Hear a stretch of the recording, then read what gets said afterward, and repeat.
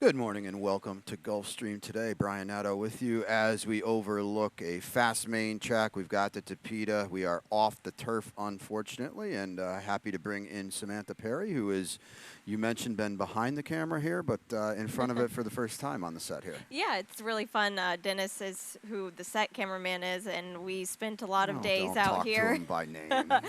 We spent a lot of mornings and days out here playing the early daily double. That was the bet that we like to play. All right, I Yeah. like it. Not a Quinella? No. Dennis, our Quinella master over there. Unfortunately, we are off the turf today.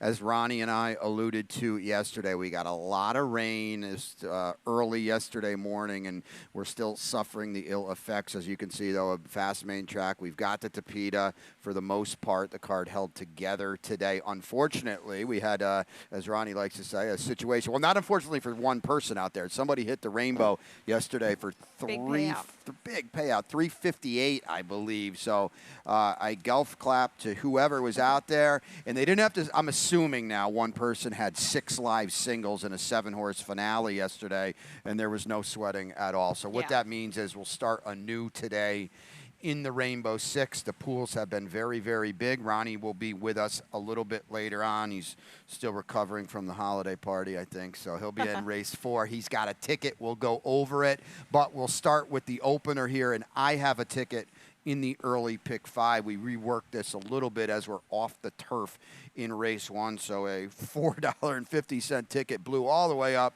to $6. Sam and I will get to the opener in a second. I've got a lot of singles in here. One of them is One Identity in the second. 3 deep in race 3. Number 5, Resonancia, I scratch into. Double singles to end it with Breezy Connection in race 4. And then my best bet of the day, D Silo in race 5.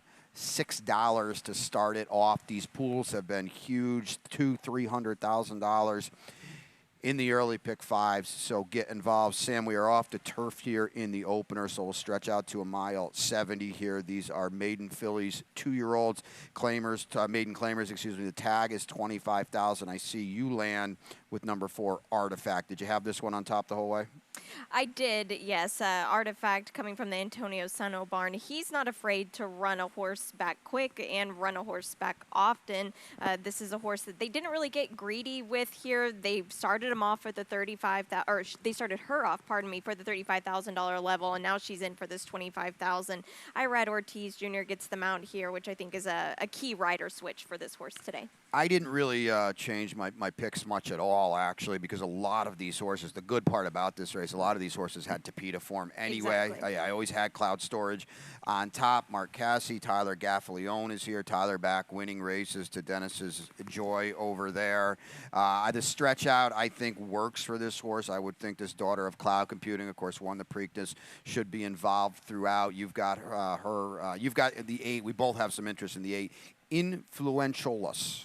Yeah, and the Factor is huge with Tapeta runners. I think it's almost at about 20% win rate with the Tapeta runners. So I think that this is a horse that you have to take a second look at for sure. And that is the early pick 4, early pick 5. Don't forget, we're off the turf today. Take note of that. Early pick 4 starts here in race 2. Sam put together a ticket. She's going to have the early and late, and then her and I will alternate a little bit going forward. Let's take a look at that ticket here for the early pick 4. In this second race that kicks it off, there was actually my best bet of the day scratched. So I'm landing into the 4 now One Identity. I think that this horse is going to be really dangerous. My biggest concern with her, though, in my single here is she ran a really tough race last time. And sometimes fillies, when they run their eyeballs out like that, they can kind of react a little bit. So I'll be interested to see how she comes. But as far as the race the horses that we scratched into, I think that she looks like the logical winner. And then gave myself a little more coverage in the 3rd and 4th legs and going to end it out in the race number 5 with the 6 and the 7, D Silo, which I believe is your best bet of the day. So I'm hoping that we can, the 2 Ortiz brothers on my last 2 to end the pick 4, and hopefully they can find the winner's circle. Well, I'm with you in the single here in race 2. Now, this is a starter optional claimer on and always was on the Tapeta fillies and mares. 3 3-year-olds and up, one identity 9-5 on the morning line. That is long gone with the double scratches in here. But this 3-year-old daughter of Uncaptured looks really tough to beat. 2 for 2 on the Tapeta. Yeah, she does. And like I mentioned before, sometimes you worry about these fillies coming back like this. Now, they did give her a little bit of time, and she is coming second off a layoff. But let's see how she looks in the paddock as well, see if she's kept her head in the feed tub, and we'll see how she's in the flesh. We differ from there. I've got crowding out in second. Kelly Breen and Paco teaming up here. They're about 20%. New Jersey connections that I know you know very, very well. You go to the outside, designed by Kitten, who I use a little further underneath. Yeah, and this horse with the Dale Romans connections, he's very sneaky, and he doesn't run a ton of horses here now. He does keep a string here all winter, but this is a trainer that even at Churchill, I get kicked out a lot on my tickets because of a Dale Romans horse that you just kind of overlook. And with Tyler Gaffleone, right now we're getting some prices with him, Brian. We saw that yesterday with his win for Mary Leitner. You can't ignore him here. He's too dangerous. Yeah, give a shout out to Mary Leitner too. 2 wins in the last few days here. Good to see Dale. Good to see his name back in the entry box. And this is a daughter of Kitten's Joy, who's 5 for 6 in the exacta on our Tapeta. So yeah, take note of that. Race 3, we're stretching out on the Tapeta. $16,000 maiden claimers. These are 2-year-old fillies, and both number 5. I do scratch into the 5, Reza Nasia, who is going to go off the claim for Emmy Gaffney. And this was a tough race, Brian. Yeah. These lower level claimers, maiden claimers, are always just kind of a tough race. And this wasn't a race that I had a very strong opinion about, but I think you and I are on the right horse here. Yeah, I actually had Major Price on top, but I didn't single her 7-5 on the morning line. She's gone, and I agree with Sam. It gets a little more difficult for there. Number 7, Great Princess, is a firster for Jerry O'Dwyer underneath for you. And this is a filly that I did watch one of her works at Palm Meadows a few works back, and she worked in 53-2, but the cones on the turf course were all the way out. So in the morning training at Palm Meadows to kind of preserve the structure of the turf course like we do here at Gulfstream Park with moving the rail out, the cones will be out and the horses have to work around the cones. And they were almost on the outside fence there, Brian, that morning she was working. And she's just kind of a smaller, handier filly, which I think will play well for her on this Tapeta. I like to see a lighter framed horse on the Tapeta track. Yeah, Jerry's a good, solid horseman. And the wins are going to come. He struggled a little bit down here, but I think he's found his footing a little bit recently. This is a good barn. Lady Petal for me, trying to get back on the beam. She chased pretty hard last time. I think she got fried doing it, and then you've got also my microburst in the mix. Jeremiah Englehart, now down from New York, is a barn to know as well. Yep, and just another one that, with a race like this, you really want to look at them on the track. It helps a lot with kind of looking at these Tapeta horses, and especially these $16,000 claimers here. I wish it was the first leg. That would have been a little easier. And Sean Bridgman with a win yesterday, so take note of that. Our break here now on Gulfstream today. When we come back, 6 left. That means we start anew in the Rainbow Six, and Ronnie's got a ticket.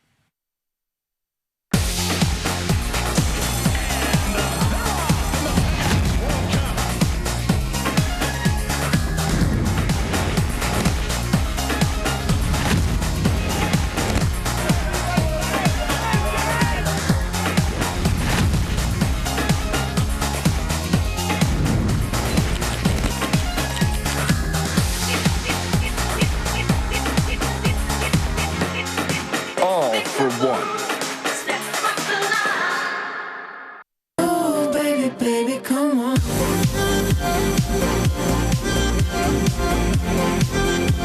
Oh, baby, baby, come on. Oh, baby. Welcome back to Gulfstream today. Brian and Samantha with you. 3 down. That means there's 6 to go. Ronnie's in the office, so you'll be out a little bit later on. And he put together a Rainbow Six, as I mentioned, when they swept it yesterday. Congratulations. We'll start anew today. We'll take a look at what Ronnie's got working here for this sequence. 32-40 for him. He does have a single in there. 3 deep in race 4. Race 5's a tough one on the Tapeta. I have my best bet of the day, but you could go several different ways in there. And he does use D. Silo, who's my best bet of the day. day. He's got my long shot in race 6, too. Bullock is my long shot. Going to try to get loose in there. And he also uses number 6, Light and Path, clearly the horse to beat. 3 deep in race 7. Now, that's off the turf. That's obviously a key surface switch. But it held together relatively well, and there's plenty of Tapeta form to fall back on in that race, too. In race 8, the single for him. Now, that's a bold single. War of Ages in race 8 at 6-1 on the morning line. 5 for 10 on the Tapeta. Race 9 also off the turf, too. He goes 3 deep on a 32-40 ticket for Ronnie, and like I said, he'll be up later. He'll be up here for race number 1 with me. Back to this race, Sam, in race number 4. I singled the 4, Breezy Connection. This is a 12-5 maiden claimer. You've got this one on top, too. I just feel like that last race, which was her first race on dirt, just kind of lays over this field. Yeah, it really does. If she shows up to just about half of that effort, I think she should be the one to win this race. Yeah, from there, anyone's guess. You've got number 5, Velosimia underneath. Pete Aiel's going to have his work cut out. I've got number 6, Restoration. You could go, maybe you look for some value underneath. You're certainly not going to get it on top with Breezy Connections. Late pick 5 time in the 5th. We're routing on the Tapeta, and as I kind of alluded to, this is a tough race. If you don't have a really strong opinion, we'll take a look at my late pick 5. Luckily for me, I do. Here's a ticket for you. My goodness, a single right off the rip with my best bet of the day, D. Silo. I'll go 3 deep in the 6. I mentioned Bullock is my long shot. We're going to try to get Jaime Torres straight to the hoop on a wire job there. Here's the spread. And this is race 7 now, which is off the turf. The key scratches. Colonel Liam, the 2-time Pegasus World Cup winner, was in there on the AE list. He's not going to be playing today. So I go 6 deep in there, and then back-to-back singles, reserve not attained. I think will be a short number in race 8, and then I'm going to single Watch It now back, and has Tapeta form for Todd Pletcher. Just a beautifully bred Whisper Hill homebred out of Tappet, $9 on that one. Sam, my best bet of the day, D. Silo here in race 5th. We're on the Tapeta. It's a 2L for 3 and up, 8K. I just feel like this horse has been knocking on the door, and now who do we have riding today? Jose Ortiz to kind of break through it. Exactly, and this is a horse that needs someone to just really finish up on the ride there for Fernando Abreu. I think that this is a great best bet of the day, I think.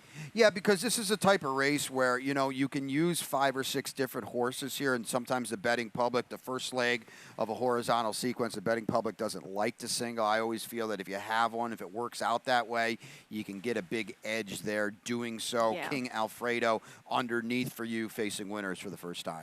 Yeah, and that's my biggest question with him, is he is facing winners for the first time, but I like to say winning's a habit and losing is a habit.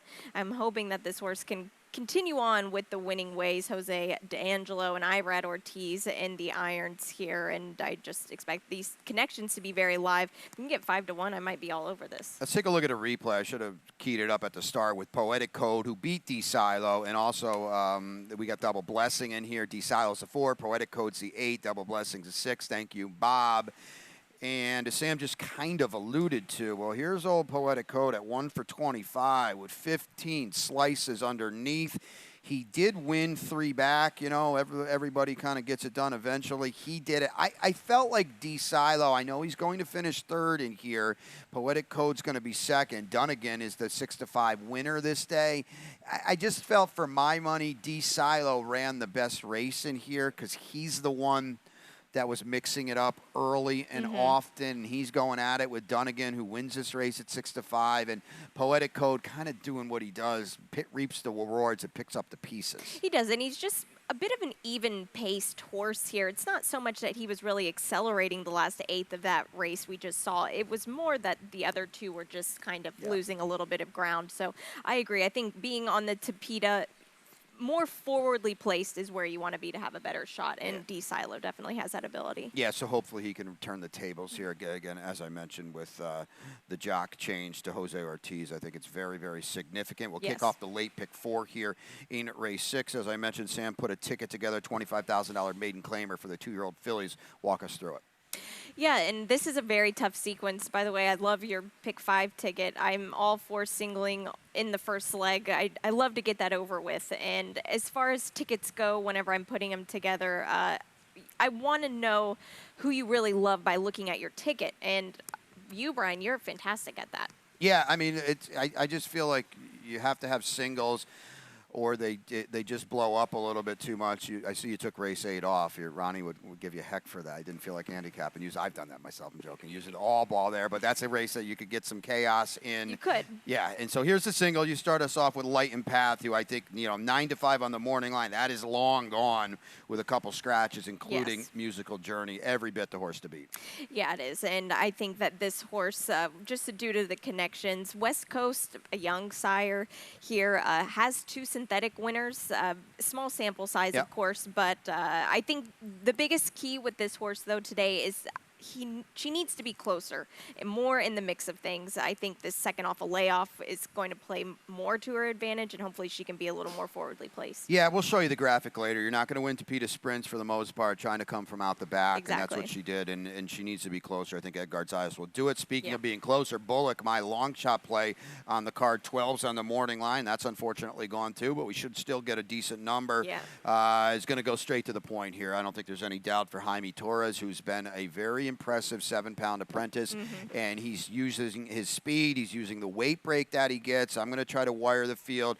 Dueled and tired on debut. Kathleen O'Connell long overdue to get going. We'll see what we can get there, but certainly number 6, Light and Path is the horse to beat. We'll take a look at race 7 now. This is off the turf, so take note of that. And it was a great race on turf. I don't think there's any doubt about that. It really has to rework it a little bit. You go to number 3, Skyro, who was actually my top pick on the turf at a number. Yeah. Skyro's got some all-weather form, doesn't have, all-weather form.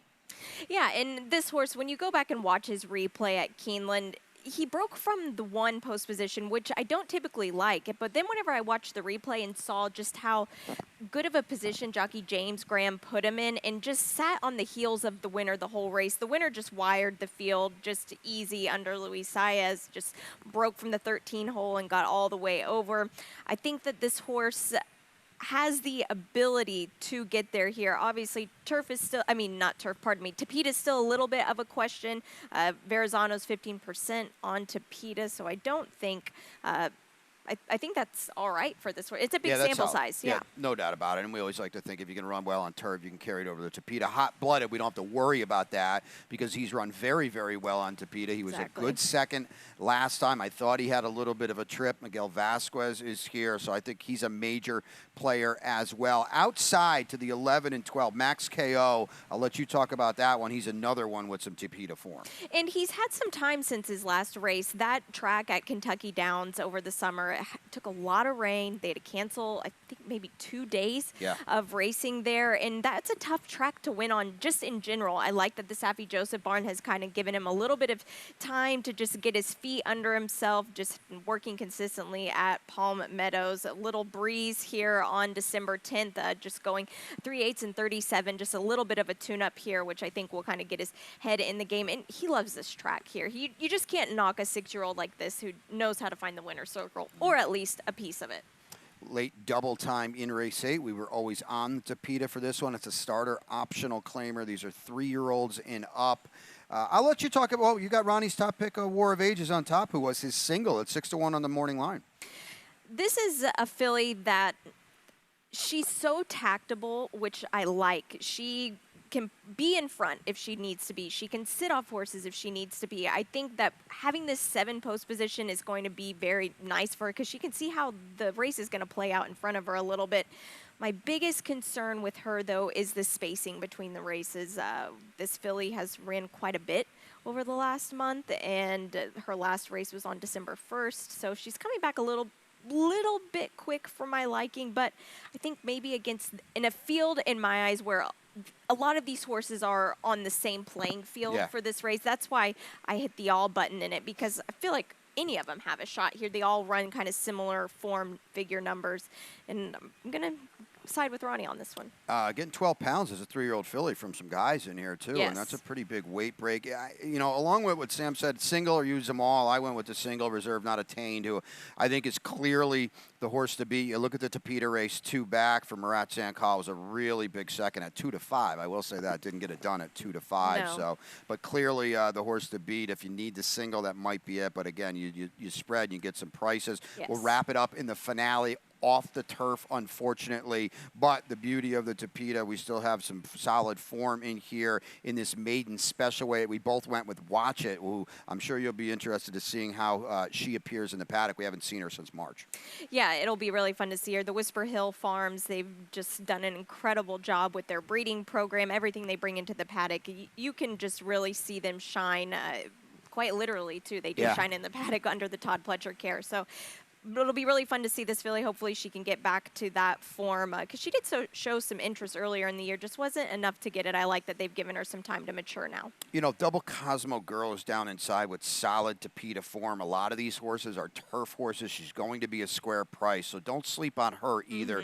She can save all the ground from down there. So that's the 9-pack today. Don't forget we're off the turf. We're going to get going here in a second, but before we do, lightning round time. We showed it yesterday. Great giveaway, some great things we've got working this weekend with Tommy Roberts' book, of course, but the bobbleheads as well, and they just support great causes, the PDJF among them. You see it this weekend, December 17th and 18th, for a good cause. You can get some bobbleheads. A little fun desk Yeah. additive you can have in the office. Best bet in long shot today for me, the long shot, well, we'll take a look at my best bet first. That's D Silo in race 5, and my long shot a little bit later on with Bullock in race 6. And there was Ronnie's as well, my bad. And Ronnie's long shot is who? He'll be up shortly with his long shot. 7 channels. Okay, big number Wow, there. 20 to 1.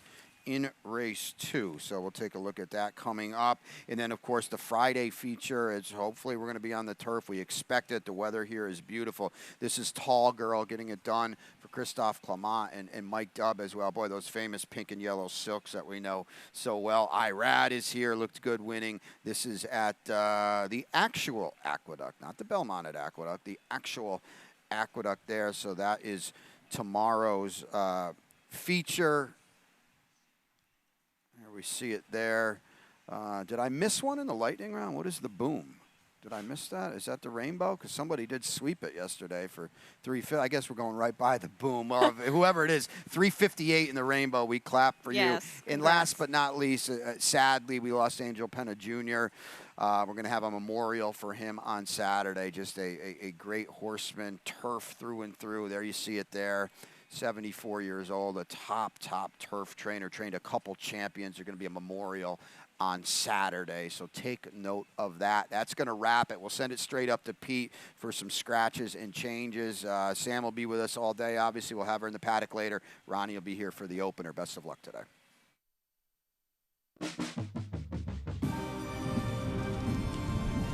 I remember the first time I came to Gulfstream. It was like this big fairy tale place. We back. Northern Dancer, winner of the Florida Derby. Yeah. All the history, all these great horses, trainers, jockeys. It is Barbaro to the final furlong. He is a neck in front. Barbaro wins! It was everything that I ever dreamed of. Sunday silence surges to the front. First day, opening day of championship meet, I was kind of starstruck. You're watching LeBron James, and then next thing you know, you're playing basketball against him. That's how I felt when I'm riding with Donnie V, riding with Irad, Luis. So many famous people come, Post Malone, Pharrell, J-Lo was there. It's epic. The weather is beautiful. The facility is phenomenal. It's all about Knicks Go. Knicks Go makes it 4 in a row. It's one of the most beautiful tracks in the country, surrounded by some of the greatest horses and riders. It's amazing.